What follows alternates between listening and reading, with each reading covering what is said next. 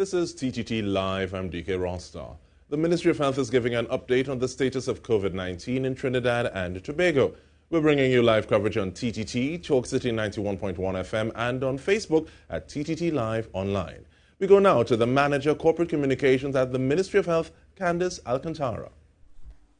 Good morning, Trinidad and Tobago. Welcome to the Ministry of Health's virtual media conference on the national COVID-19 response.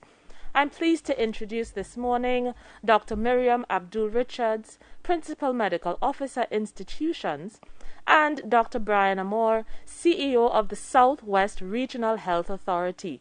I'm Candice Alcantara, Manager Corporate Communication at the Ministry of Health, and I will be your moderator this morning. We begin with Dr. Richards, who will give us the clinical update and brief information on the parallel healthcare system. Thank you very much, Ms. Alcantara. Good morning to my colleague, Dr. Brian Amor, CEO of the Southwest Regional Health Authority. Good morning to all members of the media. Thank you ever so much for your continued presence and attendance at our media conferences, both on Mondays and Wednesdays, and as well as on Saturdays when we do a conference with the Honorable Prime Minister. To the listening and viewing population of Trinidad and Tobago, good morning to everyone. This morning, I'd like to start by providing a brief update on the clinical information in the parallel healthcare system, as well as the media release. But before I start, it would be remiss of me if I did not pause for a moment and thank every single frontline healthcare worker and other frontline healthcare workers, for example, persons at the Ministry of National Security, the TTPS, the TTDF, all our private sector partners who have been assisting us in the vaccination drive, the private sector agencies, and all other persons who continue to give selfless service to the national response to COVID-19. So thank you once again, everyone. This morning, I'd like to present the information as per media release 770, which is accurate as of 4 p.m. on June 29, 2021. At present, there are 24,518 total recovered patients with COVID-19. Yesterday, we confirmed an additional 185 positive cases, which increased the total number of active positive cases to 7,177. These active cases are between home isolation, where there are 6,464 persons who are being managed through the offices of the respective county medical officers of health and their physicians, as well as 389 patients in hospital and 139 persons in step-down facilities. There are currently 274 patients in state quarantine facilities, and although you may not have been hearing much about repatriation exercises, they continue to occur unabated.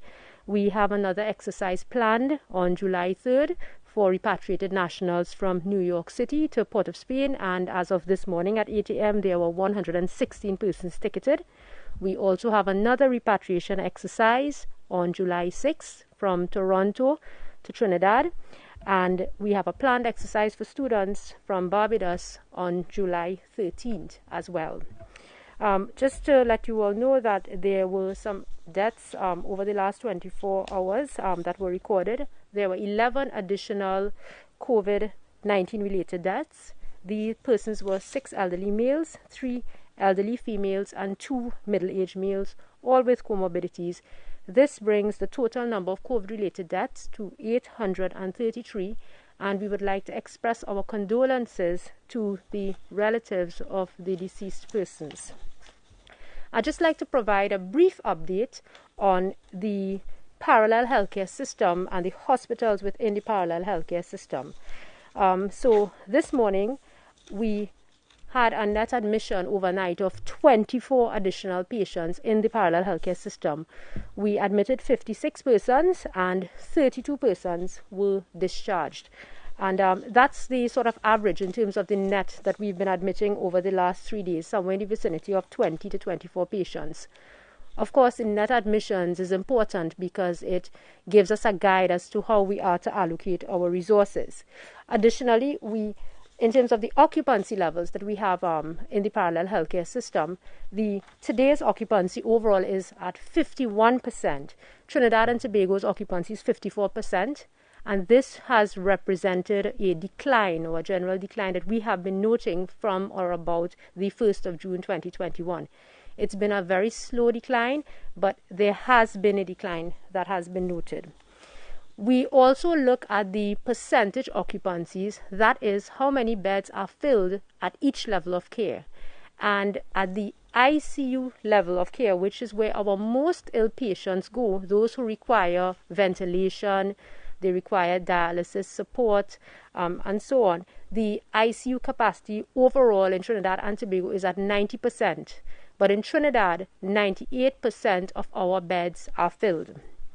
In the HDU, or high dependency unit, in where our next or the critically ill patients are also placed, the high dependency unit capacity is currently at 59%. The ward level patients at present, the overall capacity is at 48%. So at this point in time, half of our ward beds in Trinidad and Tobago are filled. In Trinidad, the ward capacity is at 52%, while at Tobago it's at 21%. So in summary, we are seeing a general decline in the overall hospital occupancy, as well as the ward occupancy from June 1st onwards. However, the ICU and the HDU occupancies continue to be high, which indicates that we continue to see very ill patients at the HDU and ICU. And that really emphasizes and underscores the point for us to continue practicing our 3 W's. That is, wear your mask, watch your distance, and wash your hands. Now, an additional layer of protection for persons to protect our families, our co-workers, our neighbors, and ourselves and the population is vaccination. And as of 4 p.m. yesterday, the Ministry of Health reported that 212,774 persons received their first dose of vaccines, with 80,029 persons receiving their second dose. I'd like to reiterate on behalf of the Ministry of Health and to everyone that your second dose is critical. You must get your second dose within the stipulated time frame, because it's only when you get that second booster dose that you will be considered to be fully vaccinated and to have that full defense against COVID-19. Additionally, please remember that it takes 2 weeks after your second vaccination dose for you to be considered fully vaccinated. And even after you've had that second dose, you need to continue to protect yourself and your relatives by practicing the 3 W's. As I close off today, again, I want to leave everyone here on behalf of the Ministry of Health with some messages. And one is a message of gratitude and appreciation. Thank you very much to everyone who has continued to practice their 3 W's. We know it has been a trying time, especially over the last 2 months, but we are confident that if we continue to practice the COVID-19 prevention measures, if we continue to work together, we will beat and win this battle against COVID-19. Again, I'd like to remind everyone to please be your neighbor's keeper. Let's all be responsible. Let's all continue to practice our 3 W's, as Dr. Trotman has been imploring with us from the beginning of this pandemic.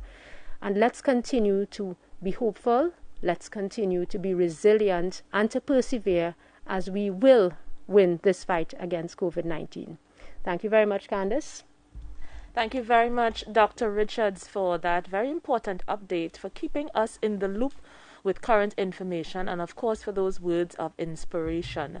Next, I invite Dr. Amor, CEO of the SWRHA, to give us some insight into COVID-19 vaccination in South Trinidad.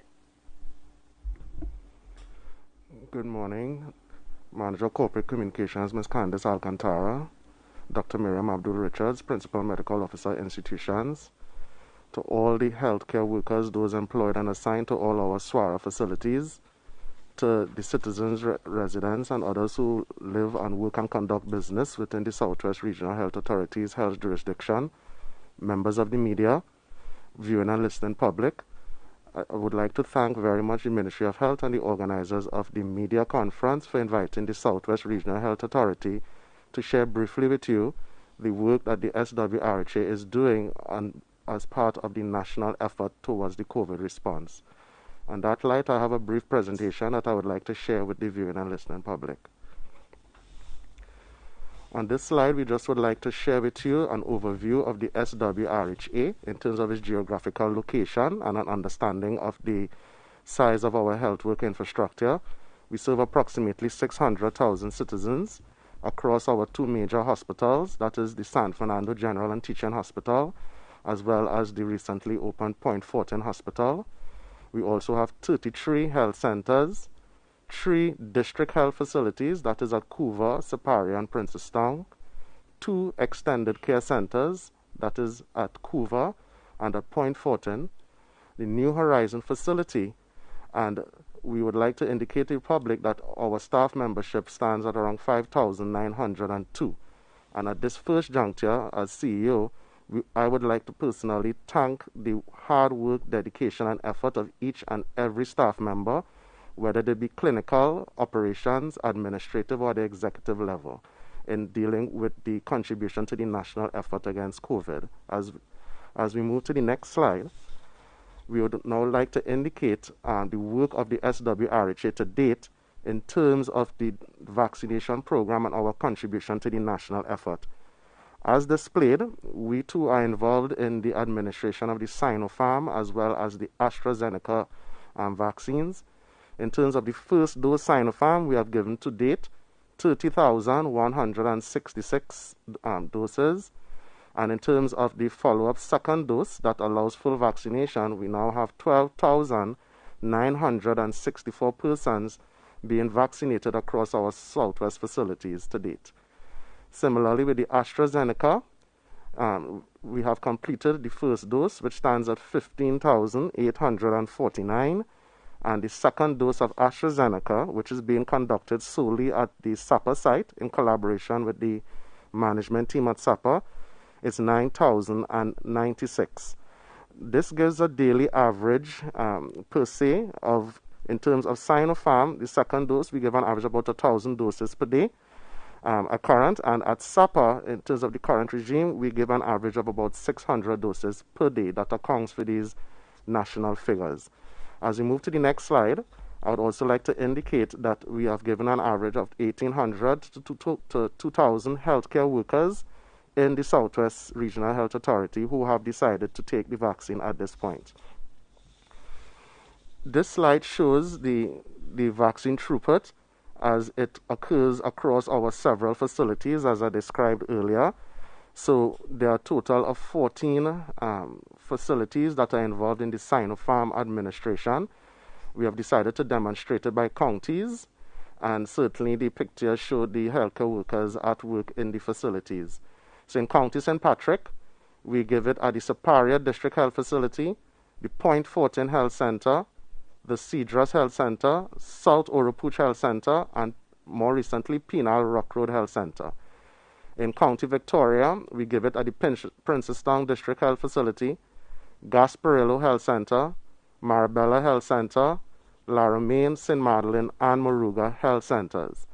And in County Caroni South, which is under Southwest, County Caroni North being under the North Central Regional Health Authority, the health centers under our jurisdiction in County Caroni South will be the Couva District Health Facility, the Freeport Health Center, and more recently the Tabaquite Health Center. It is a mix of urban, semi-urban, and rural communities that we are attempting to serve with the current vaccine supply to date. And as aforementioned, the Southern Academy for Performing Arts, SAPA, is involved principally in the second dose of AstraZeneca. As we go to the next slide, I would like to indicate that the vaccination in Southwest, we certainly work with the Ministry of Health to deal with issues of supply chain, customer service at each of these health facilities, the ease of workflow for both persons receiving the vaccine and the staff. And of course, we also pay attention to the signage at each of the facilities to ensure that everything runs smoothly. This is on our social media page that we give out daily, which depicts the data shared earlier, that essentially at this time we have 20,042 fully immunized persons as of the date of that advisory on Sunday, and that in initial dose was around 46,015. And next slide. As we move to the next slide, also would like to share the role of the SWRHA as contributes to the national parallel healthcare system as described by Dr. Richards.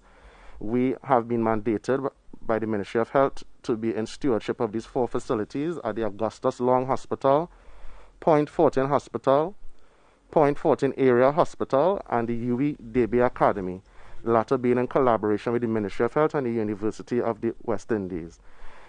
Certainly would like to indicate here that the role of the Southwest RHA, these 4 facilities contribute 225 beds towards the response, but as the Ministry of Health would indicated, a bed is not a bed. So therefore, there is a network that goes on in order to ensure that all persons who are COVID positive are appropriately treated according to the severity of their illness. Would like to indicate that the Southwest Regional Health Authority is involved in our robust molecular lab testing.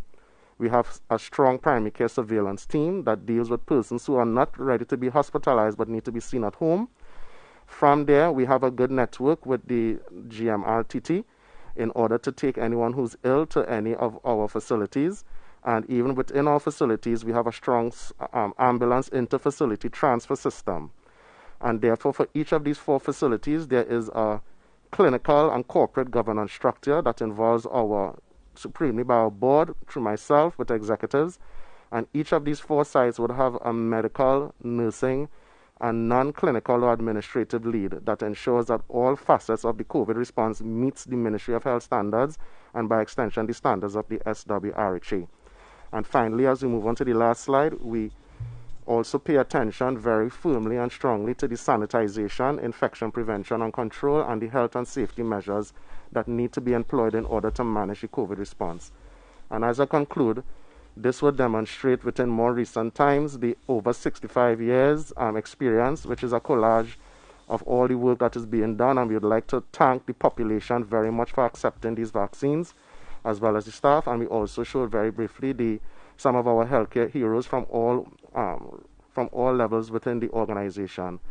And on that brief note, I would like to thank you, and I would hand you back over to Ms. Alcantara. Thank you very much, Dr. Moore. And I saw images of so many healthcare heroes in the slides that were used. Very happy to see these beautiful faces. And as we also noted, SWRA is working very hard to deliver healthcare services to the population. As you know, we also take time to respond to questions that we received from the public to ensure that you have accurate information and accurate responses to your concerns directly from subject matter experts. So let's go to our first public question. First question, we have addressed this, but we see this coming back up again. Can you get COVID-19 after being fully vaccinated? I think Dr. Richards is taking this first question. Okay, thank you very much, Candice. So this is a very important question that ourselves, persons like as myself, such as the physicians, really have been asked repeatedly. And the short answer is yes, there have been a few cases of fully vaccinated persons contracting the COVID-19 virus. However, I must say it is extremely rare. So I would like to reiterate, it is possible, but it is extremely rare. And it is important to note, however, that by and large, the benefits of vaccination greatly outweigh the risks associated with it. And the benefit in terms of vaccination and prevention of COVID-19, prevention of the complications of COVID-19 that can have a person end up in, for example, the ICU or the HDU units or even the regular wards in the hospital are greatly decreased if one is vaccinated. The Ministry of Health continues to recommend that if you are fully vaccinated and you acquire certain symptoms that are similar to those of COVID-19, for example, runny nose, fever, dry cough, and tiredness, then you should be tested for COVID-19. So please contact your physician if you start experiencing these symptoms in spite of being vaccinated. Of course, once again, continue to practice the 3 W's, please. Even if you are vaccinated, it does not mean that you can stop wearing your mask or start, commingling in a closer space and so on. Thank you. Thank you very much, Dr. Richards. And we also have the benefit of having Dr. Amor with us. So he's going to take the second question.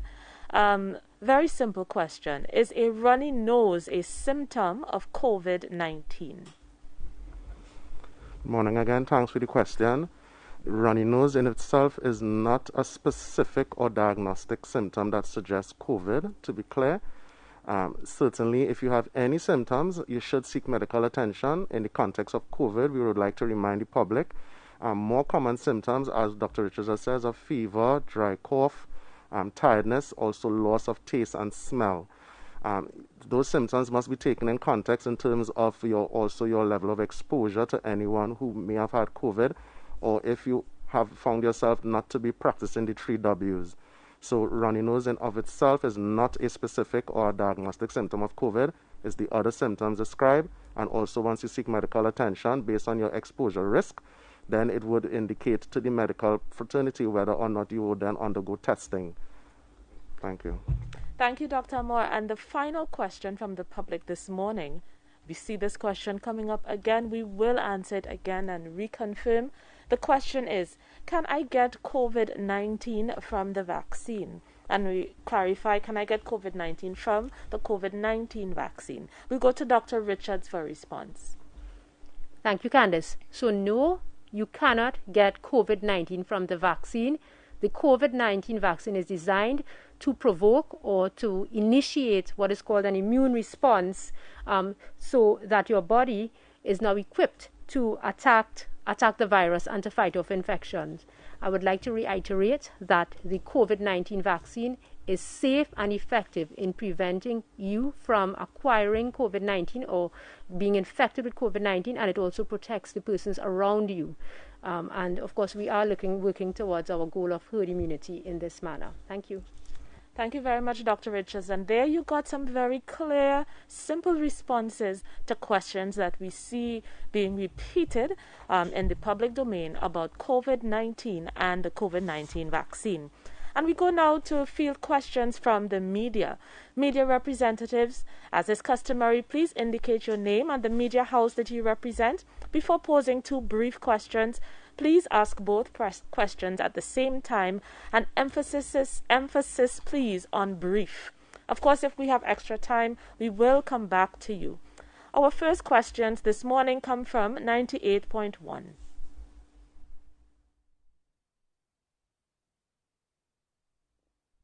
Are we ready with 98.1? Okay, so we will move to the next in line, and we'll probably come back to 98.1 after. We'll go to 103.1. Hi, good morning. I'm not sure you all hear me clearly. My question is, how far along are we with vaccinating those who are at risk and in the elderly population? And when more vaccines reach, which groups outside of these current groups will be targeted for the vaccine? Thank you very much. Dr. Richards, I think will respond to this question, please. Okay, thank you very much.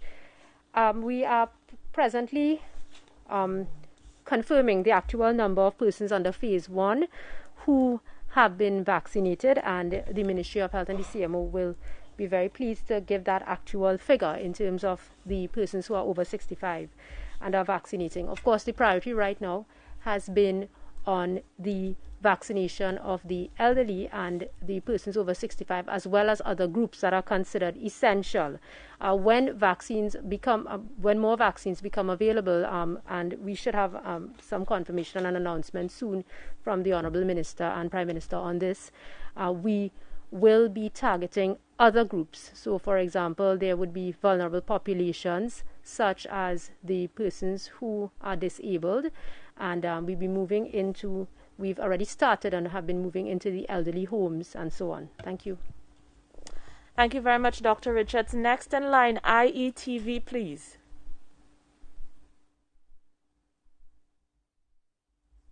Hi, good morning. Binema here, IETV News. I have two questions. My first question perhaps would go to Dr. Richards. Dr. Richards, when the borders are opened next month, are we able to handle potential surges of the virus with our current resources?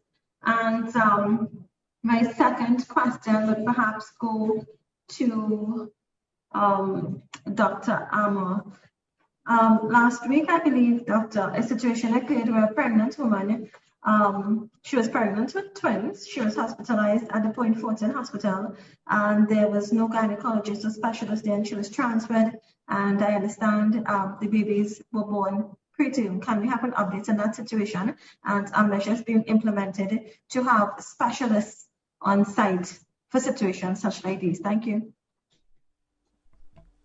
Okay, thank you, Ms. Mahis. I'll take the first part of the question, in which you are seeking confirmation on the ability of the parallel healthcare system to manage a potential surge in cases due to the reopening of the borders. Now, the border control and the policies around the reopening of the borders have been very stringent, as they have been identified by the Honourable Prime Minister, and all measures are being taken to reduce the risk of COVID-positive persons entering Trinidad and Tobago. And really that reason, that justification is essential in order to reduce the burden on the parallel healthcare system. Notwithstanding that, the parallel healthcare system currently has a capacity of over 1,000 beds, approximately 1,022 beds across 16 facilities, of which 14 are in Trinidad and Tobago. And in the event of a surge, and as we saw previously, between the end of April into May, the parallel healthcare system will be resilient and can manage any additional cases of COVID-19 that require hospitalization and further care. I'll pass on now to Dr. Armour for the second part of the question. Morning, thank you for the question. Just for clarification, the issue with the pregnant mom and her unborn twins at the time, and that case occurred at Augustus Long Hospital.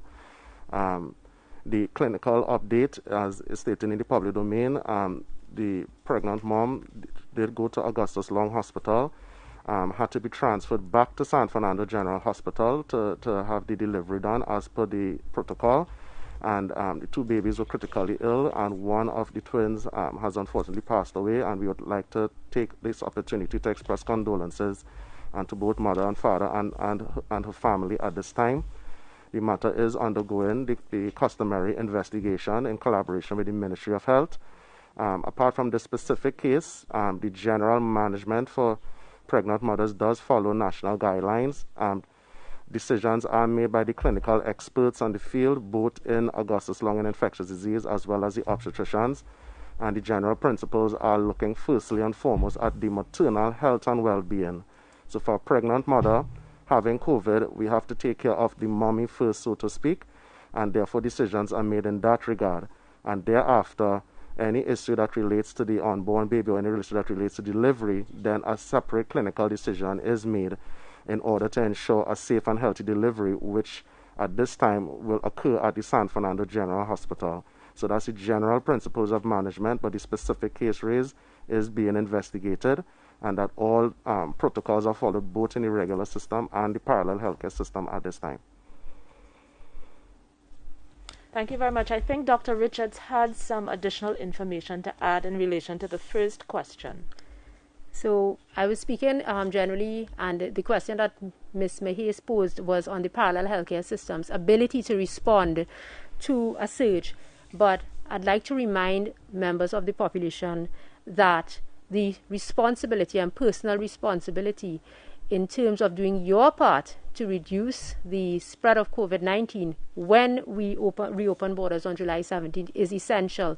We need to continue to follow all guidelines that the Ministry of Health have put in place, and that we continuously remind everyone to follow. That is the 3 W's: wash your hands, watch your distance, and wear your mask. And also we would like to continue to encourage everyone to continue following the COVID-19, the public health regulations as they pertain to COVID-19. And also, please, if you are in that group that is eligible for vaccination, please accept your vaccine. And if you require a second dose, please ensure that you keep your second dose appointments. We are confident that if we practice all of these measures as a population, and we have the parallel healthcare system to manage anyone who requires hospital care, the border reopening process will be a seamless one. Thank you very much. Thank you, Dr. Richards. We all have a part to play in the management of COVID-19. We go to AZP News now, please. Hi, good morning. Priya Bihari, azpnews.com. My question is about the Delta variant. Are the symptoms of the Delta variant any different from the Gamma variant or any of the variants or of the COVID-19? And are there any suspected or confirmed cases of the Delta variant in Trinidad and Tobago at this point in time? Thank you. Okay, so I'll take that question. Thank you, Priya. The symptoms of the Delta variant are similar to all other variants. So once a person or an individual has any of those suspect symptoms, the common and the less common symptoms, they are advised to immediately seek medical attention, 800-WELL or 877-WELL. And at this point in time, there are no confirmed cases of the Delta variant in Trinidad and Tobago. Thank you. Thank you very much. Now, Guardian Media Limited, CNC3, please.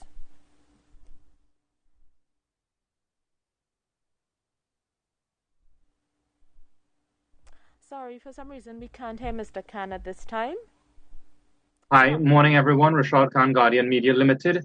Okay, so my two questions are this morning. Firstly, we've heard a lot about the importance of taking that second dose of a COVID-19 vaccine. Dr. Richards or even Dr. Moore, can you give us an idea of how many people, if any, at this time have missed or did not turn up to get their second dose of a vaccine? And my second question, Dr. Richards, you mentioned that the parallel healthcare system is at around 51% capacity. Now, I'm just wondering, are there any plans for in the near future to probably remove some of these facilities within that system, for instance, like the Point Fortin Hospital or even the Arima one, so that it could serve the people of those communities? Thank you very much, Dr. Amor. I think can give us a good indication of at least what's happening in Southwest with defaulters for the second dose of the vaccine. Okay, thank you for the question. The short answer is that due to the desire for the uptake, our default rate is practically nil. However, it is still a standard risk for any vaccination program. So therefore, we certainly have contact information for persons. I remind the public that there's a range of period over which we give the second dose. The government and the RHAs are taking the lower limit. So, for example, AstraZeneca is between 8 to 12 weeks, Sinopharm between 3 to 4 weeks. So we are certainly giving at the least possible interval. So therefore, what we do is that we have a list of persons that we expect on a given day for the second dose, and at the end of every day or even during the day, if a person on the list identified does not show up at the appointed time, we do have follow-up call mechanisms, and we also have the ability to take persons, if even they miss their dose on a given day, to call them to come back in on a follow-up day. But what we have found, as I said in the beginning, is that practically everyone is turning back up for their second dose when they are called. And we also say for the second dose, AstraZeneca in particular, even for the second dose Sinopharm, when you get your first dose, your counsel as to the time when you have to come back for your second dose, more so for the Sinopharm, is also written at the back of your immunization card. And certainly with respect to the AstraZeneca, we would have called everyone, all 15,000 persons, as fast as the contact information allowed. And if even you have not been reached with a call, we have advertised the available dates, and you can still call to make inquiries. So with the systems in place and with the results on the ground, the default rate is very, very minimal to practically none thus far for the Southwest RHA. So I'll take the second part of the question that was posed regarding the utilization of hospitals within the parallel healthcare system. So at present, there are 16 hospitals and step-down facilities in the parallel healthcare system that are in use for ill, confirmed COVID-positive patients. And of those 16, 14 are in Trinidad and Tobago, and 14 are in Trinidad and 2 are in Tobago. 9 of the 16 institutions or facilities are for critically ill patients, or hospital-level care, as we would say. As of this morning, even though the overall occupancy is 51%, as of this morning, only one of the 9 hospitals is over the threshold of 75%, and that is the Augustus Long Hospital, which is currently at 91%. In the 7 step-down facilities, only one right now is above the 75% threshold, which is the Point Fortin and the area hospital Point Fortin. So we are seeing an improvement. This is the first time that we've noted this this week since the latest wave, and when we started seeing that increased number of cases in April of 2021. Richard, your question really was regarding the transitioning back of hospitals within the parallel healthcare system to the traditional system. And that's a policy decision that will be taken by the Honorable Minister of Health. And it really would be based on the need for the hospital beds and looking at the caseload and so on. So at this point in time, I cannot provide confirmation on hospitals being returned to the traditional healthcare system. We have only just started seeing a decline over the last 2 weeks in the hospital occupancy numbers. However, we can look forward to an update on that when the hospital occupancy numbers come down to a much lower rate, and of course it would be a decision made by the Honorable Minister of Health. Thank you. Thank you very much. We go now to TV6, please. Are we ready with TV6? Hi, good morning. Alicia Boucher from TV6. The first question goes to Dr. Richards. Dr. Richards, I know that we usually transition based on a need between ICU and HDU bed space. Given that you have stated that the ICU capacity in Trinidad, I believe you stated that it's 98% at this time, I wanted to find out whether there are any plans to transition some of these beds to ICU beds, and what capacity do we have in terms of space to, overall space to transition these beds. So that's my first question. The second question is for Dr. Amor. Dr. Amor, can you give us an average response time for the GMR TT services in the SWRA, under the SWRHA? Thank you. Okay, thank you very much, Ms. Boucher. That's an excellent question that you've posed regarding the transitioning of beds. So at present, we are at 98%, meaning almost all the existing ICU beds and the relevant equipment, staffing, and personnel are being used in Trinidad and Tobago. And yes, we do have capacity to upscale ward-level beds or HDU-level beds to ICU-level beds. We do still have possibly about 20 to 30 ventilators in storage that can be commissioned and used immediately. So as required and based on demand, we can convert a ward level bed to a ward area with a lower level or lower acuity of care, as we say in medicine, to an ICU level bed. For that conversion, of course, there is the physical space that is required, which is available in the relevant hospitals. We would also need to ensure that there is the additional staffing and the class of staff that we would need in terms of ICU doctors, ICU nurses, and other persons who support ICU patient care. There's also the need for the ventilators, the monitors that go along with the bed, what other equipment such as syringe pumps and infusion pumps, and I can confirm that all of these equipment and staffing is available if we needed to convert and transition beds. And this has been an ongoing process throughout this most recent upsurge in cases that we have been doing consistently. So yes, there is capacity both on a physical level, a human resource level, and an equipment level to really convert a ward level bed to an ICU bed. You know, based on that discussion that we have, that has been ongoing, that a bed is not a bed. So thank you.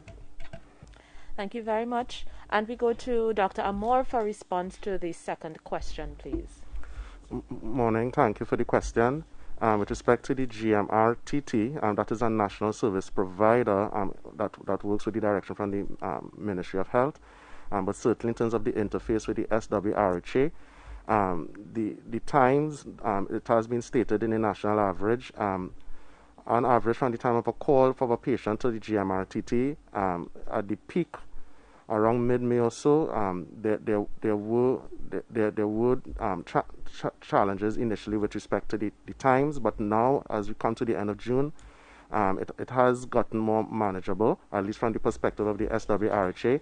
So patients, if they are in distress, they call and the ambulance comes and certainly brings them to the Southwest facility in a timely manner. From our data, we get an average of about 10 to 15 transfers from home to the Southwest facilities. And what I would like to indicate to the public is that at the SWRHA, we are now responsible for what we call inter-facility transfers. So there was at one point where the GMRTT would have been sending persons to the Point Fortin Hospital because they had a lot of capacity to intake patients. And certainly now, as Dr. Richards says, as the occupancy levels has dropped, we now have GMRTT directing COVID positive patients from home to two facilities, San Fernando General Hospital Emergency Department and also to, when indicated, the Point Fortin Hospital. And from there, we do have our own fleet system that allows smooth transfer to any one of the four facilities, and noting that the facilities themselves are either for full level critical care or step down, we have the ability to transfer patients efficiently between, let us say, the Augustus Long or Point Fortin Hospital to Davie Step Down or Area Hospital or vice versa. So therefore, that is also part of the ambulance transfer system, but that is indigenous to Southwest as distinct from the GMRTT. Thank you very much. We go now to Newsday. We are ready for your questions. Good morning, Narissa Fraser from the Newsday. My two questions are for Dr. Amor, actually. The first question, I saw that the psychiatric outpatient clinic is returning to the area hospital in Point Fortin. And I know that is a step-down facility for COVID-19 patients, so I wanted to find out how that is going to work. The second question is regarding the state of the extended care facility in that area as well. I'm sure you would have seen some reports that are saying there have been rodent infestations and snakes and other things for the past few years. And I wanted your response on that. Thanks. Yes, go ahead, Dr. Amor. Okay, thank you for the two questions. With respect to the area hospital Point Fortin and the relocation of the psychiatric clinic, yes, that is so. We initially had it at the Point Fortin Extended Care Center, and beginning tomorrow, we would put the psychiatric outpatient clinic services at the area hospital Point Fortin. The part of the area hospital that is being used to manage COVID patients is just one part of a fairly large plant, property plant. So therefore, there's a totally distinct area for entrance and exit, and certainly the appropriate signage and so forth will be there. So therefore, that is a totally separate part of the what we would consider area hospital Point Fortin. That will not at all be related to where the active quote-unquote hot zone area is. So it is a pretty big facility in of itself. With respect to the complaints in the public domain, we would have indicated to the national reading public the circumstances surrounding that facility. In essence, it has always been part of a larger infrastructural upgrade that Southwest has undertaken even during COVID. So in short, the plans that we had was that at the commissioning of the new Point Fortin Hospital, the services of the old area hospital would have been transferred, which did occur in March. And then we were intent on doing refurbishment works at the area hospital Point Fortin, so that we could in turn take the patients from and staff and services from the Point Fortin Extended Care Center. As I would like the public to appreciate, in general times, that facility houses persons that are elderly, as well as persons with some of them with underlying mental health issues. So therefore, care and attention has to be taken if you're relocating any service in order to effect repairs. So that was the plan, and as stated in the public domain, based on the emergency situation, the area hospital Point Fortin was refurbished, but it has been used now for treatment of COVID patients. So therefore, the plans that we had have been relatively halted. Notwithstanding saying that, we have listened to the public and to the patients and to the staff. So we are still relooking at the entire situation, and certainly we would advise the staff as to what plans we would have in the near future to treat with some minor issues, relatively minor, but the facility in of itself is planned for major upgrade works. It just has been temporarily halted due to COVID. So it was in the planning, and we have kept these persons and our staff there in mind, and rest assured we will continue to treat with the matter in the shortest possible time as circumstances allow. Thank you, Dr. Amor. Radio Tambrin, please.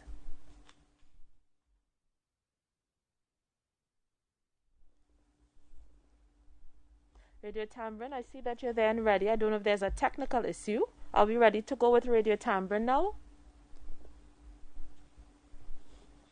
Okay, as soon as we sort that out, we will come back to you, please, Radio Tambrin. Let's go to a follow-up question from 103.1 FM, please. Hi, good morning again. My question is a follow-up as well from Richard's question about second doses. What I want to know is, given the feedback on how persons have been coming back out for their second dose, can you tell me how well on track is the ministry for the end of July target of 188,900 fully vaccinated persons? Thank you very much, Dr. Richards.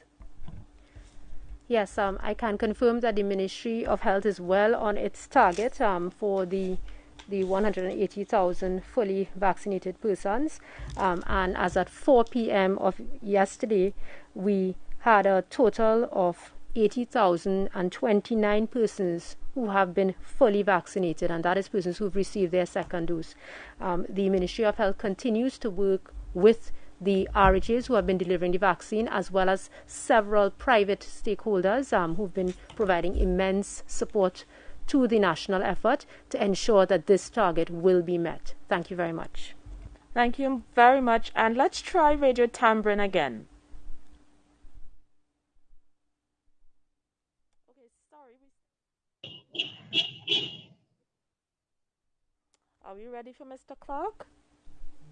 Okay, so let's go to AZP News, please. We will try to sort things out for Radio Tambrin. Let's go to AZP News for a follow-up question. Hi, good morning again. Priya Bihari, AZP News. I just wanted to find out when you get your second dose of the vaccine, is that good enough until a year, or is that good enough forever? Because, you know, with the flu vaccine, for example, you know, it is a yearly vaccine. So what is the learning and the thinking and the policy with the COVID-19 vaccine right now? Thank you. Thanks, Priya.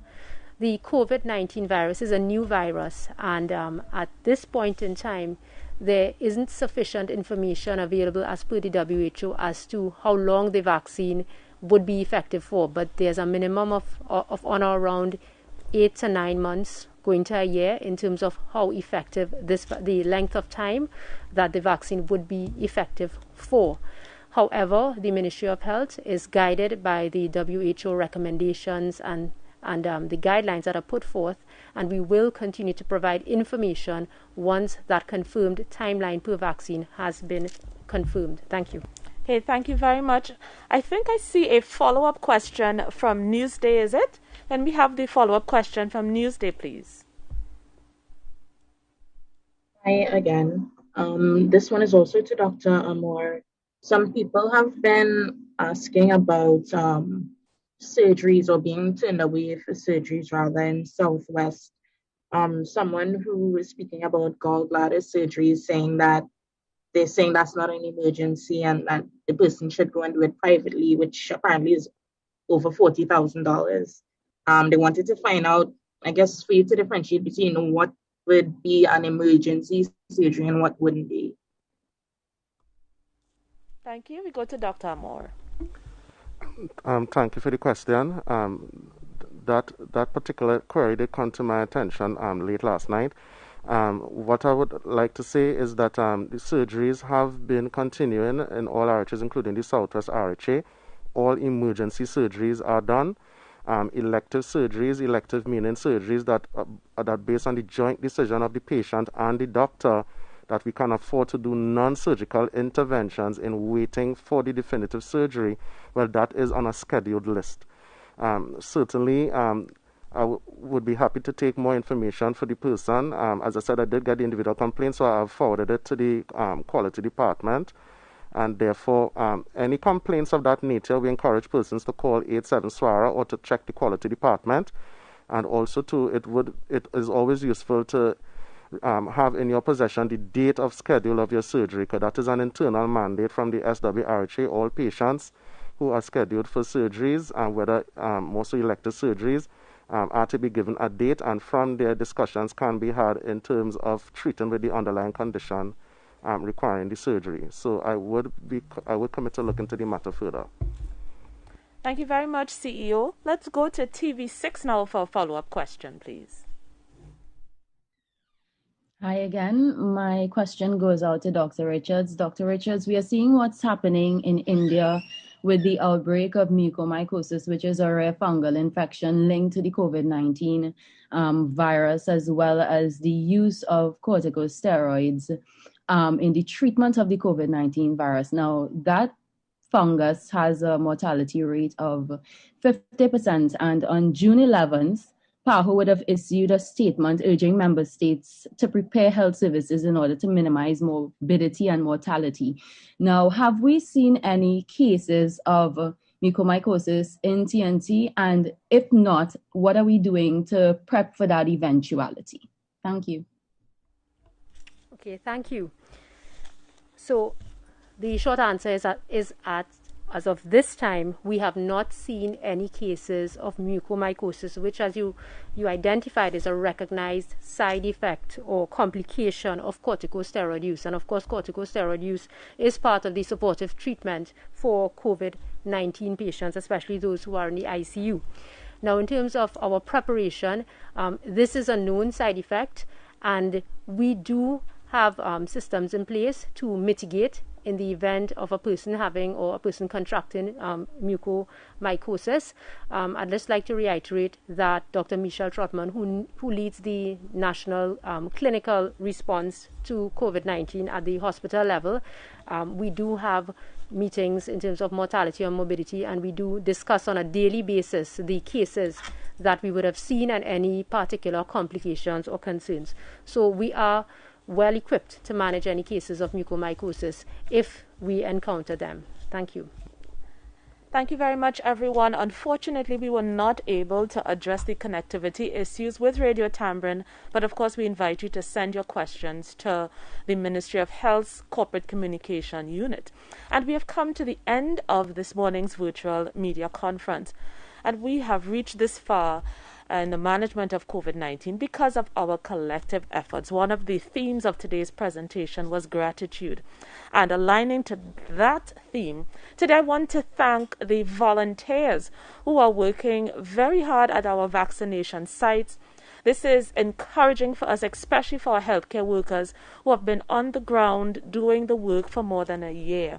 The energy that our volunteers have infused into the system and the assistance that they provide, it's really a demonstration of the collaborative approach that we need to overcome this pandemic. To our healthcare workers, to our partners from other entities, the policemen, those from the Air Guard, Coast Guard, to our volunteers, to the private sector that works with us in the PPP arrangements, we thank you today. And remember, health is everyone's business. So stay home if you don't need to go out. And please wear your mask. Have a good day.